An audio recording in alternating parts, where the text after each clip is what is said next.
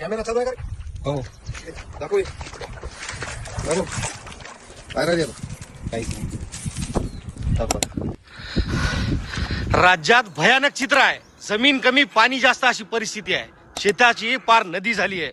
तुम्ही अनेक व्हिडिओ पाहिले असतील. काय काय वाहून गेले सोडा, तर काय शिल्लक राहील जर विचारलं ना तर काहीच नाही.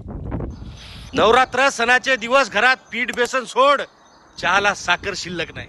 लोकांचा दसरा गेला, दिवाळी गेली, लेकरांचे पुस्तकं वाहून गेले, जनावरांना मुठभर चारा देखील शिल्लक राहिला नाही. आणि मुख्यमंत्री फडणवीस पक्षाची मोर्चेबांधणी करताय.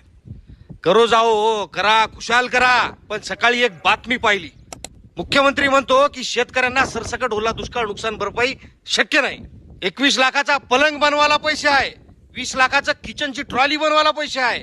शेतकरी मरणाच्या दारात आणि यांना पलंग सुख घ्यायचा आहे. एका सोप्याला 21 लाख आणि शेतकऱ्याच्या एका गुंठे